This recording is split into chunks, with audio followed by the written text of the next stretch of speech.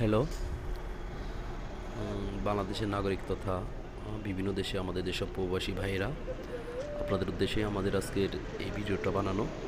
আচ্ছা, আপনারা অনেক সময় আমাদের এয়ারপোর্টের বিশেষ করে যাত্রী সেবা নিয়ে অনেক অভিযোগ করেন। আমাদের যাত্রী সেবা ভালো না, এখানে সিকিউরিটি সিস্টেম ভালো না, এখানে অনেক কিছু দেখেছে স্মাগলিং হয়।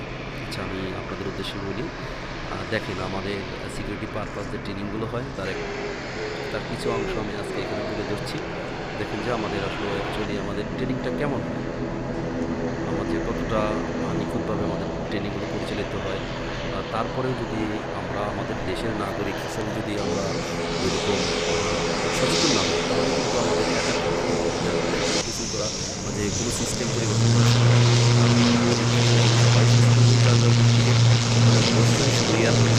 বাংলাদেশ থেকে আমরা দুর্নীতি, চাঁদাবাজি, বিভিন্ন স্মাগলিং সব কিছুর হাত থেকে আমরা রক্ষা করতে পারবো।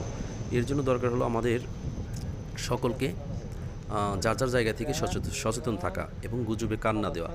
আমরা অত্যন্ত নিখুঁতভাবে আমাদের এই ট্রেনিংগুলো পরিচালিত করে থাকি। এখানে আপনারা দেখতে পাচ্ছেন যে আমাদের একটা এয়ারক্রাফট মাত্রই উড্ডয়ন হইল।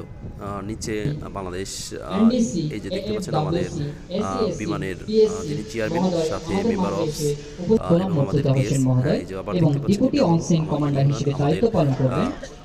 সিভিল এভিয়েশনের সম্মানিত চেয়ারম্যান মহোদয়। দেখেন তারা আমাদের ট্রেনিং অত্যন্ত বিচক্ষণতার সাথে পরিলক্ষিত করছেন। ইনি আমাদের মেম্বার অফিসার, সাথে আরও আমাদের যারা আছেন তারা সবাই এবং কি বিভিন্ন এয়ারলাইন্স, এই যে এখন আমাদের ফায়ার সার্ভিস যারা 24 ঘন্টা সিভিল এভিয়েশনের দায়িত্বে থাকেন, তাদের দেখতে পাইলেন ফায়ার সার্ভিস, তারা কিন্তু সবসময় তৎপর।